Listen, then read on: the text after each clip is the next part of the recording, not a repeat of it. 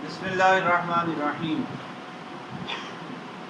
کل ہم نے پڑھا تھا کہ قیاس کی باعتبار صورت دو قسمیں ہیں، قیاس اقترانی اور قیاس استثنائی۔ اس کی آسان پہچان میں نے یہ بتائی تھی کہ اگر قیاس کے مقدمات میں حرف استثناء موجود ہو تو قیاس استثنائی، اور اگر حرف استثناء موجود نہ ہو تو قیاس اقترانی۔ قیاس کے مقدمات کون سے ہوتے ہیں؟ وہ جو اوپر دو قضیے ملائے جاتے ہیں ان کو مقدمات قیاس کہا جاتا ہے۔ نتیجہ بعد میں حاصل ہونے والی چیز وہ الگ ہوتی ہے۔ دلیل میں جو دو قضیے ذکر کیے جاتے ہیں ان کو مقدمات قیاس کہا جاتا ہے۔ صحیح ہے؟ دلیل میں جو دو قضیے ذکر کیے جائیں گے ان کو مقدمات قیاس کہیں گے۔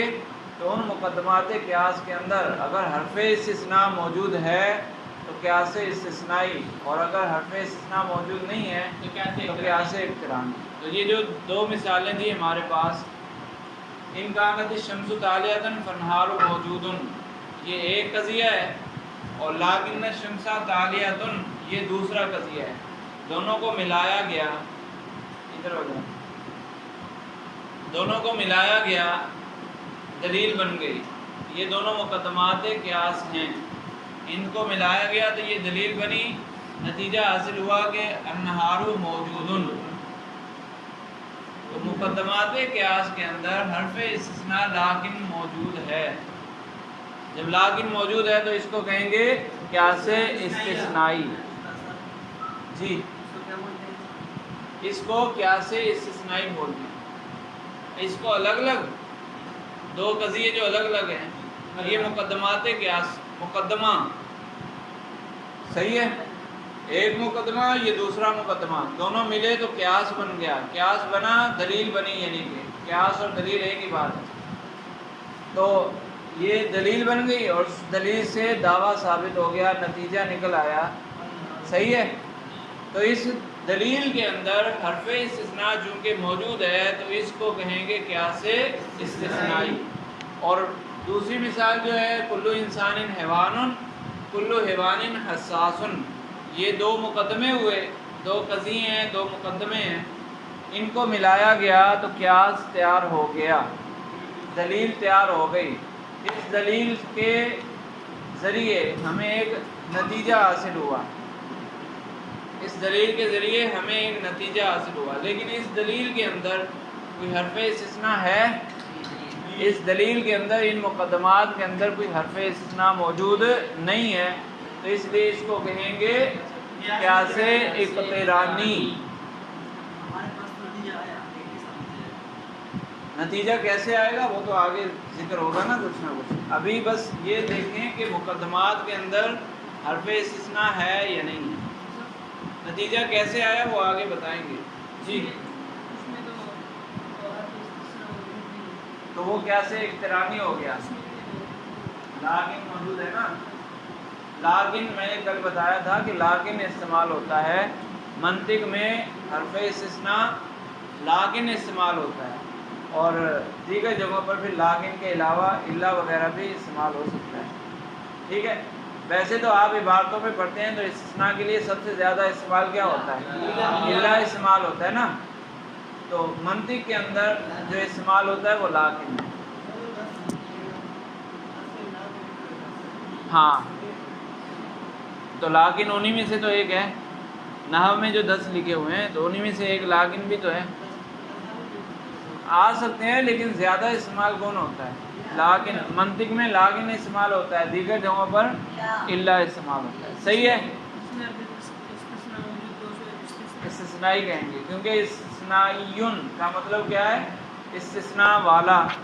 تو جو قضیہ، جو قیاس، قضیوں کا مجموعہ، جو قیاس حرف استثناء والا ہوگا اس کو استثنائی کہیں گے، اور جو حرف استثناء والا نہیں ہے اس کو اقترانی کہیں گے۔ جی،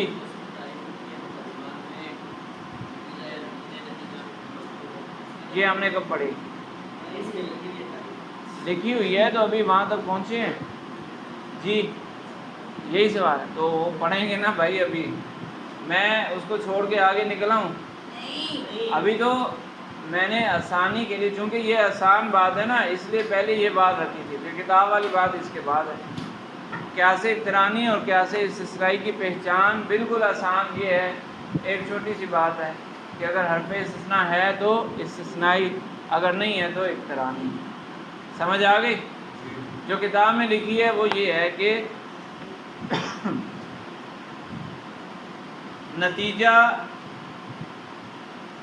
کیا ہوتا ہے؟ یہ جو دو قضیوں کو ملانے سے ایک نئی بات حاصل ہوتی ہے اس کو نتیجہ کہتے ہیں نا۔ تو وہ جو نئی بات حاصل ہوئی، ایک نیا جملہ ہمارے پاس حاصل ہوا، الگ سے ایک جملہ حاصل ہوا، وہ جملہ ان مقدمات قیاس میں بعینہ ہی بالکل اسی طرح موجود ہوگا یا نہیں ہوگا۔ اگر بعینہ ہی بالکل اسی طرح وہ جملہ قیاس کے مقدمات میں موجود ہو تو اس کو کہیں گے قیاس استثنائی، اور اگر ویسے کا ویسا موجود نہ ہو تو اس کو کہتے ہیں قیاس اقترانی۔ جیسے یہ پہلی مثال کلو انسان حیوان کلو حیوان جسم، یہ دو مقدمے ہیں نا قیاس کے، ان دونوں کو ملایا تو نتیجہ کیا حاصل ہوا؟ کلو انسان حساس۔ تو یہ جو نتیجہ ہے کلو انسان حساس، یہ اوپر کہیں اسی شکل میں موجود ہے یا نہیں؟ اسی شکل سے مراد کہ یہی موضوع اور یہی معمول ہو۔ ویسے تو انسان بھی اوپر ہے، حساس بھی اوپر موجود ہے، انسان بھی اوپر الگ سے موجود ہے، حساس بھی موجود ہے، لیکن یہ دونوں ایک ساتھ اوپر کہیں موجود ہیں؟ ہیں؟ آیا کیسے؟ وہ کیسے آتا ہے اس کی تفصیل آگے آئے گی۔ ابھی اتنا بتاؤ مجھے کہ یہ بعینہ ہی اوپر موجود ہے؟ اسی شکل میں کلو انسان حساس، اسی شکل میں اوپر کہیں موجود ہے؟ اوپر نہیں موجود۔ اچھا نیچے آ جائیں۔ ان کانت الشمس طالعۃ فالنہار موجود لیکن الشمس طالعۃ، نتیجہ کیا نکلا؟ النہار موجود۔ یہ النہار موجود اسی شکل میں اوپر کہیں نظر آ رہا ہے آپ کو؟ اسی شکل میں اوپر موجود ہے؟ تو اگر اسی شکل میں موجود ہو تو قیاس استثنائی، اور اگر اسی شکل میں موجود نہ ہو تو وہ قیاس اقترانی۔ اچھا اب دوسری بات، نتیجہ یا نقیض نتیجہ۔ نقیضیں تو پڑھ لی نا ہم نے، نقیضیں ساری پیچھے پڑھ لی۔ تو یہ جو مثال تھی کلو انسان حیوان کلو حیوان حساس، نتیجہ آیا کلو انسان حساس، یہ نتیجہ اوپر موجود نہیں ہے، بعینہ ہی اس طرح اوپر موجود نہیں ہے۔ اگر اس کی نقیض نکالیں کلو انسان حساس، اس کی نقیض کیا نکلے گی؟ او بھائی عکس نقیض نہیں نکالنا، نقیض نکالنی ہے۔ تو یہ اس کو عکس نقیض نکال رہے ہو نا۔ موجبہ کلیہ کی نقیض کیا آتی ہے؟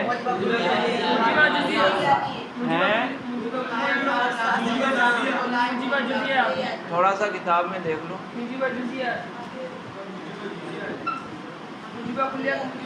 جدول جو بنا ہوا تھا وہاں دیکھ لو نا بھائی، موجبہ کلیہ کی نقیض کیا آتی ہے؟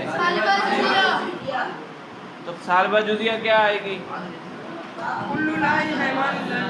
ارے اس کی سالبہ جزیہ کیسے بنے گی؟ بعض الانسانی لیس بحساس، یہ اس کی نقیض بنے گی۔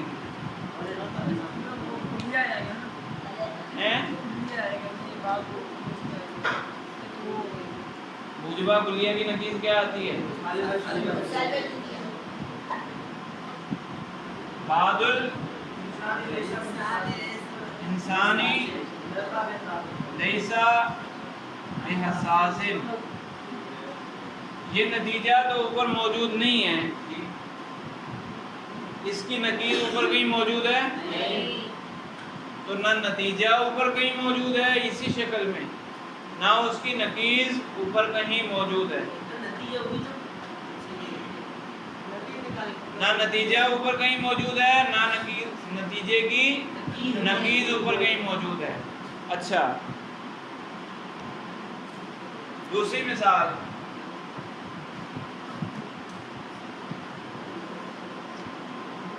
لیکن النہار لیس بموجود، تو نتیجہ آئے گا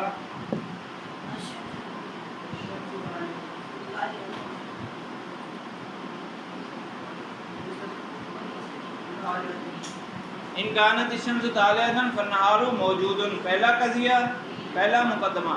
دوسرا مقدمہ لیکن النہار لیس بموجود، نتیجہ آئے گا الشمس لیست بطالعۃ، الشمس لیست بطالعۃ، یہ نتیجہ آئے گا۔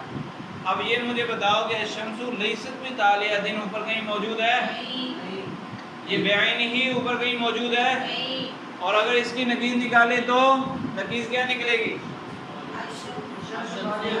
سالبہ کی نقیض موجبہ ہوتی ہے، سالبہ کی نقیض کیا آتی ہے؟ الشمس،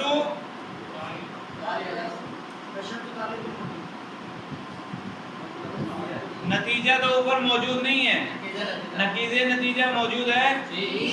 الشمس طالعۃ اوپر کہیں موجود ہے؟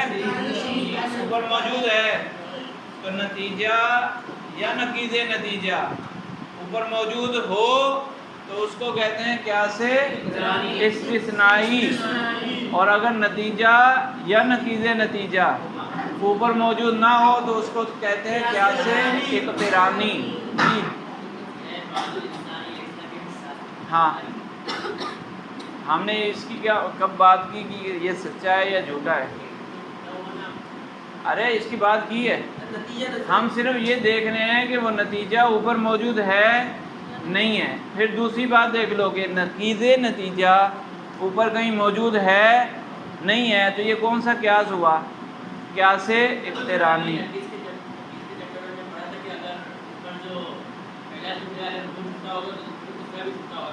ہیں کیا ہو گیا بھائی؟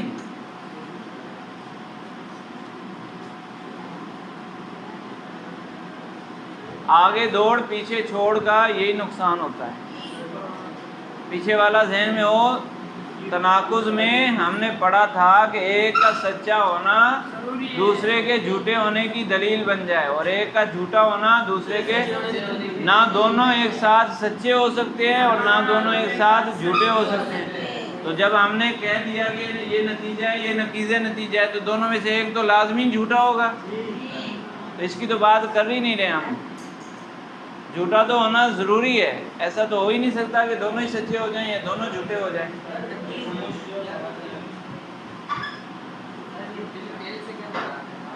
ایک منٹ، دونوں میں سے کوئی ایک ہوگا نا، دونوں بھیا کو نہیں ہو سکتے۔ بس قیاس کی صورت کے اعتبار سے دو قسمیں ہیں، قیاس اقترانی اور قیاس استثنائی۔ وجہ اثر کیا ہے؟ وجہ اثر انہوں نے یوں ذکر کی، یہاں سے دیکھ ہی لیں۔ وجہ اثر، قیاس دو ہاتھ سے خالی نہ ہوگا کہ اس قیاس کے مقدمات میں نتیجہ یا نقیض نتیجہ بالفعل، بالفعل کا مطلب ہے اسی طرح اسی حالت میں بعین ہی مقدمات میں موجود ہوگی یا نہیں ہوگی۔ تو نتیجہ یا نقیض نتیجہ بالفعل مذکور ہوگا یا نہیں، اگر ہو تو اسے قیاس استثنائی کہتے ہیں، اور اگر اس قیاس کے مقدمات میں نتیجہ یا نقیض نتیجہ بالفعل مذکور نہ ہو تو اسے قیاس اقترانی کہتے ہیں۔ تو پہلی مثال تھی ہمارے پاس کل انسان حیوان کل حیوان حساس، نتیجہ نکلا کل انسان حساس۔ ہم نے دیکھا کہ یہ نتیجہ بعین ہی اسی طرح جس طرح یہاں نیچے موجود ہے اسی طرح اوپر کہیں موجود ہے، تو پھر دوسرا سٹیپ دیکھنا ہے، یعنی اس سے فیصلہ نہیں کر دینا کہ یہ کون سا قیاس ہے، اقترانی ہے یا استثنائی۔ ایک سٹیپ ہے کہ اس نتیجے کو دیکھ لیا، پھر دوسرا سٹیپ کیا ہے؟ اس کی نقیض نکال کر دیکھ لو کہ کہیں وہ نقیض تو اوپر موجود نہیں ہے، تو نقیض نکال کے دیکھی، نقیض بھی ہمیں اوپر کہیں نہیں ملی، تو پھر ہم فیصلہ دے سکتے ہیں کہ اب یہ قیاس کون سا ہے، قیاس اقترانی ہے۔ جب نتیجہ بھی اوپر کہیں موجود نہیں ہے اور اس کی نقیض نکالو تو نقیض بھی موجود نہیں ہے، تو وہ قیاس اقترانی۔ بھئی ایک وقت ایک ہی چیز ہوگی، ایسا نہیں ہو سکتا کہ نتیجہ بھی اوپر موجود ہو اور نقیض نتیجہ بھی اوپر موجود ہو، دونوں چیزیں ایک ساتھ نہیں ہو سکتی، یا تو نتیجہ ہوگا یا نقیض نتیجہ ہوگا یا کچھ بھی نہیں ہوگا۔ تو پہلے ہم نے دیکھا نتیجہ ہمیں اوپر کہیں نہیں ملا، تو پھر ہم نے نقیض نکال کے دیکھ لی، نقیض نکال کر بھی نہیں ملی، تو یہ قیاس اقترانی ہو گیا۔ اور دوسری مثال ان کانت الشمس طالیۃ فالنہار موجود لیکن النہار لیس بموجود، نتیجہ آیا الشمس لیست بطالیۃ، تو ہم نے اس نتیجے کو اوپر دیکھا، نتیجہ اوپر موجود نہیں ہے، تو یہ قیاس اقترانی ہو گیا؟ نہیں۔ دوسرا سٹیپ موجود ہے، دوسرا سٹیپ ہم نے دیکھا کہ اس کی نقیض نکال کر دیکھنی ہے کہ وہ نقیض اوپر موجود ہے یا نہیں ہے، تو نقیض نکالی، وہ نکلی الشمس طالیۃ، اور وہ نقیض اوپر اسی طرح موجود ہے۔ جب نقیض موجود ہے تو اس کو کہہ دیں گے قیاس استثنائی۔ سمجھ آ گئی کہ نہیں آئی؟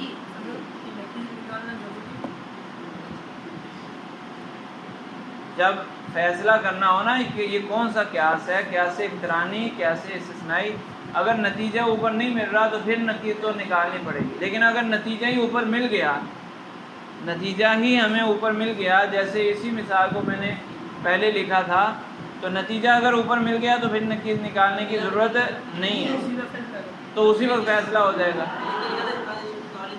لیکن ان کانت الشمس طالیۃ فالنہار موجود لیکن الشمس طالیۃ، نتیجہ نکلا تھا کہ النہار موجود، تو النہار بیان ہی اسی طریقے سے اوپر موجود ہے، تو ہم نے فیصلہ سنا دیا کہ یہ قیاس استثنائی ہے۔ اور آسان پہچان تو میں نے آپ کو پہلے ہی بتا دی ہے، صحیح ہے جی؟ ہاں، آسان پہچان تو یہ ہے نا کہ بس حرف استثناء کو دیکھ لو، حرف استثناء ہے تو قیاس استثنائی، اور اگر حرف استثناء نہیں ہے تو قیاس اقترانی ہے۔ ارے وہ آگے آئے گا نا بھائی، کیسے نکالیں گے نتیجہ، وہ آئے گا، اور یہاں تو مختصر ذکر ہے، یہاں تو تھوڑا سا ذکر ہے، پھر میقات میں کچھ تفصیل ہوگی اس کی۔ کس کو؟ یہ نتیجہ ہی ہے اور کیا کیا تفصیل؟ میں نے کہا کہ اس کی کچھ تفصیل، مکمل تفصیل نہیں، کچھ تفصیل اگلی کتاب میں آئے گی۔ وہ قضیے جو ہم نے پیچھے پڑھے تھے، کون سے قضیے؟ موجہات۔ موجہات تو ایک ایسے ہی تھوڑا سا حصہ تھا، مطلقاً جو قضیے کی تقسیم، قضیہ پڑھا، قضیے کی اقسام پڑھی، ان ساری اقسام کا مقصد اسی قیاس کو سمجھنا تھا کہ قیاس چونکہ مقدمات سے مل کر بنتا ہے، مقدمات ہوتے کیا ہیں؟ وہ قضایا ہی ہوتے ہیں، تو قضیوں سے مل کر قیاس بنتا ہے، تو قضیوں کی سمجھ نہیں ہوگی تو قیاس کی سمجھ کہاں سے آئے گی؟ ہاں اچھا، تعریفات و امثلہ۔ قیاس اقترانی وہ قیاس ہے جس کے مقدمات میں نتیجہ یا نقیض نتیجہ بالفعل مذکور نہ ہو، جیسے کلو انسان حیوان اور کلو حیوان حساس، تو نتیجہ آئے گا کلو انسان حساس۔ قیاس استثنائی وہ قیاس ہے جس کے مقدمات میں نتیجہ یا نقیض نتیجہ بالفعل مذکور ہو، جیسے کلما کانا ھذا الشیء انسانا کانا حیوانا، یہ ایک مقدمہ ہوا، لیکنہ انسان، یہ دوسرا مقدمہ ہوا، نتیجہ آئے گا فہو حیوان، تو ہوا حیوان اوپر موجود ہے، نتیجہ بعینی اوپر موجود ہے، وہ کہاں موجود ہے؟ کلما کانا ھذا الشیء انسانا کانا حیوانا، تو کانا کے اندر ہوا ضمیر اسم نکلے گا یا نہیں؟ ہاں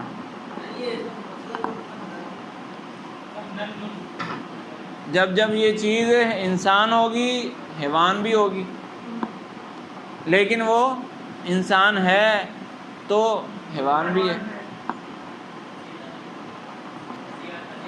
قضیہ والا ترجمہ تو وہ آپ کو کرنا چاہیے نا، میں نے پہلے بتایا تھا یا نہیں بتایا تھا؟ قضیہ شرطیہ والا ترجمہ کیا ہوگا؟ وہ یہ ہوگا کہ اس شے کے لیے حیوان ہونے کا ثبوت ہے ہر اس تقدیر پر جس پر اس کے لیے انسان ہونے کا ثبوت ہے، لیکن اس کے لیے انسان ہونے کا ثبوت ہے، لہٰذا اس کے لیے حیوان ہونے کا ثبوت ہے۔ ٹھیک ہے؟ یا لیکنہ لیس بحیوان، یہ دوسری پہلی مثال دی ہے نتیجہ کے اوپر مذکور ہونے کی، اور دوسری مثال لیکنہ لیس بحیوان، تو نتیجہ آئے گا فہو لیس بانسان، کہ ہوا لیس بانسان تو اوپر موجود نہیں ہے مقدمات میں، لیکن اس کی نقیض ہوا انسان وہ موجود ہے۔ صحیح ہے؟ تو دونوں کی مثال دی، تفصیل سے میں نے سمجھا دیا، چلیں یہاں تک کافی ہے۔